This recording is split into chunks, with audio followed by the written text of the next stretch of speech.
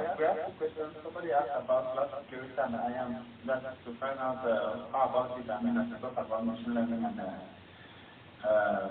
AI. So, yeah, he's asking about that domain too. And then another question is about, I think both questions are related about cloud security. So they are more into asking about cyber security. So what is your take on that? Excellent. Thank you for bringing me back to that. So you can never overlook security, right? I mean, if you are at home right now, even for those of you who are at home, you probably locked your door before you sat in front of your computer or your phone. If you left your car outside, I'm pretty sure you locked your car before you got inside. So anybody that's going anywhere and not locking up stuff, I mean, you're calling for it, right? Because the opportunities out there, and that's what bad guys do. And trust me, there are always bad guys, and they are very, very busy. So when we talk about security, everything needs to be secure. Let me go back a little bit on the story of how this whole IT thing started. It all started with the internet, right? The internet moving data packets from one location to the other. We're all excited. Well, we were not excited. We were not born back then when they started ARPANET, right? Using the satellite or cables to move data from universities in the East Coast to the West Coast. Security was not an issue. Nobody thought about, data being sniffed upon or picked up or changed or modified or being unavailable. That was not an issue. Security was an afterthought. That is why security is very, very important right now. And that's why anything you want to do, you want to think about security first. So it's the same with the cloud. That's why we have IAM. So when we talk about security on the cloud, it is imperative. Now, looking back at security on its own, cybersecurity, way back when we had Security Plus certification by CompTIA, cloud wasn't even in it. Cloud got added later on. Just like right now, AI is not in it. AI is going to be added subsequently. So these are things that naturally in technology always evolve. But when you're talking about cloud computing, your first thing again is the identity, access, and management, right? Cloud security, like I said, is just about giving everybody an identity. In order for you to get into my compound, you need an identity. When you get to that compound, you ring the bell or you knock on the gate person or whoever is the security will ask you, who are you, what's your business? You provide the identification.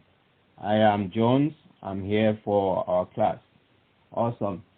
You identified yourself, you have access. So identity, access, and management, it comes to two things.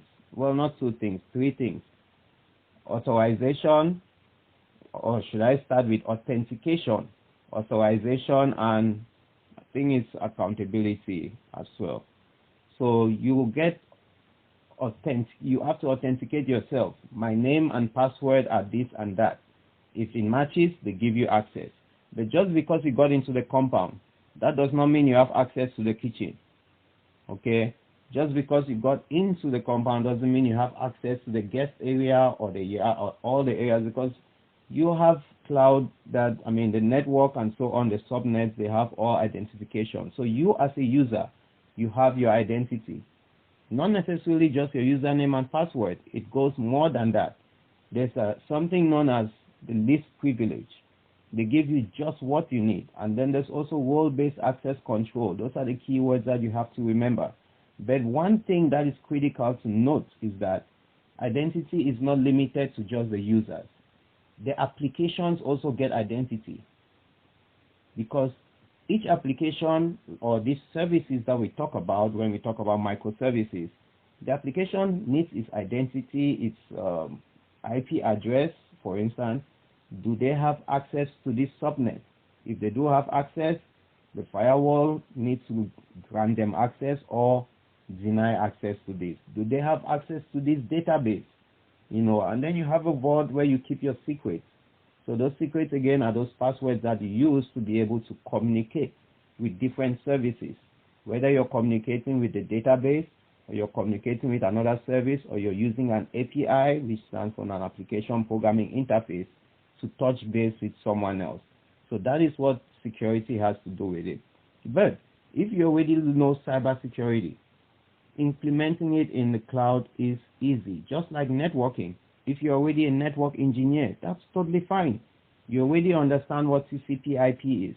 You already understand how a network creates a subnet.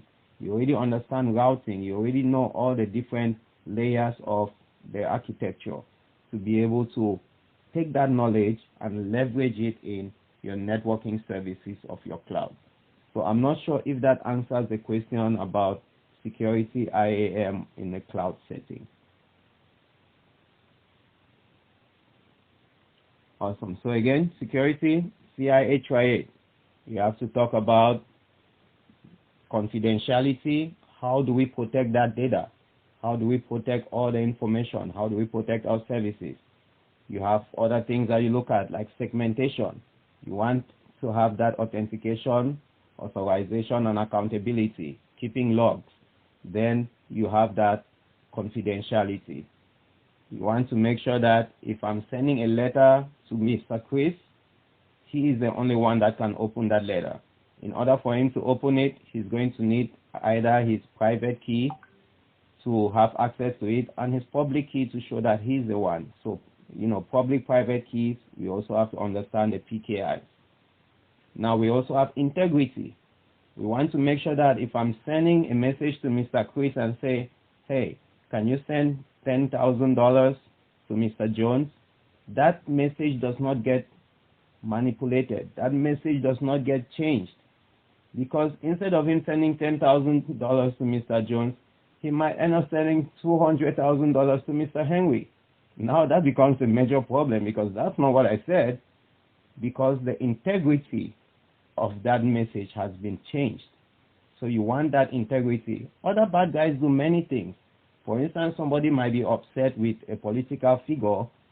Their political figure has a picture on their website. You go in and modify that. That is the integrity that has been defaced. So you want to make sure whatever you're sending, if I'm telling you, hey, take this money and put in bank A, you don't take the money and put in bank B, and so on and so forth. So again, that is where integrity comes in.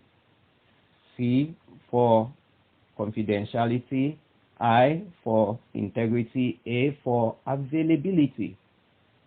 It is not a minor part being at the end as A for availability, because there's one thing known as DOS, distribution of service, or rather denial of service. Denial of service means someone's trying to go to your website is unavailable. If your website is unavailable, it might be not a problem if it's just my personal website, but if it's a business, every minute that your business is down, you're losing money. Imagine ChatGPT goes offline today. Everybody is going to go crazy. Gemini goes offline, all these major companies, Gmail goes offline, Microsoft goes offline. That's going to cause ripple effects. So you want to have that availability. Denial of service is easy to address, but there's distributed denial of service, which is an elevated one, which is harder to address. That's when, for instance, I go into the bar and I want to drink Guinness. The person at the bar looks at me and says, man, you've already had way too many. I can't give you any more drinks. I keep going back and can I get some Guinness? Can I get some Guinness? The guy just shuts down and says, I'm not serving you anymore. They deny me service. Now, they're still trying to serve other people. I'm disturbing them. But unfortunately for them, I came to the bar with 10 other guys that I play soccer with.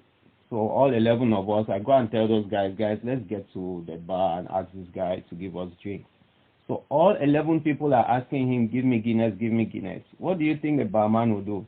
The barman will just shut down and say, we're done for the day. I'm not serving nobody nothing. Just like if you are at your door, somebody keeps knocking at your door. Hey, I'm Jehovah's Witness. Hey, I'm here to sell you cell phones. Hey, I'm here to do. Every time you open your door, next time the real person will come and knock on your door, you're going to shut down your door. No more service for you guys. So that's what distributed denial of service pretty much is.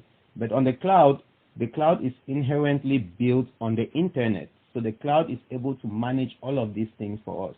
So cloud security has to do with all of this. But understanding the basics of cybersecurity, you can now implement it on the cloud very easily. All right. So I think we've gone a little bit overboard on cybersecurity. That's a whole major topic on its own. But feel free to follow up again with another question on that. And at this point, I'm just going to switch over to AI and machine learning. Sounds good?